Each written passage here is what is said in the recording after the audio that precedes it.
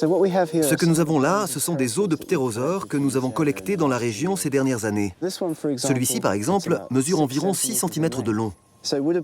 Il appartenait sûrement à un animal qui devait faire 1 ou 2 mètres d'envergure, la taille moyenne d'un ptérosaure. Mais en 2008, les collègues de Garrett ont découvert quelque chose d'extraordinaire en descendant les falaises. Cette vertèbre de la même partie du cou provient d'un ptérosaure géant. Elle est assez courte, assez robuste, mais gigantesque par rapport à une vertèbre de ptérosaure de taille normale comme celle-là.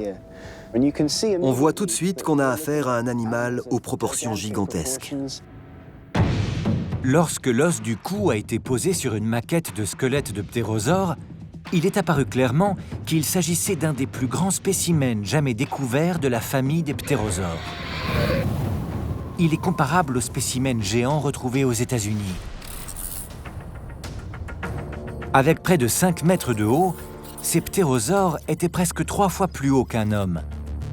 Ils étaient donc assez grands pour regarder une girafe dans les yeux.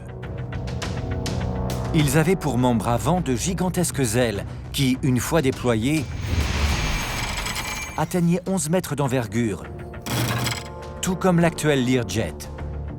Leur bec d'1,50 mètre de long était parfait pour s'attaquer aux autres animaux. Aucune autre créature vivante n'a jamais eu une telle envergure.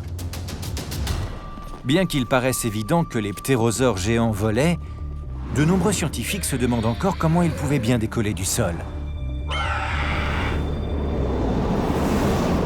On sait à présent que le Pelagornis, avec ses 7 mètres d'envergure, était d'une taille limite pour un oiseau susceptible de voler. C'est bien parce que le décollage pose problème que les oiseaux volants ont arrêté de grandir.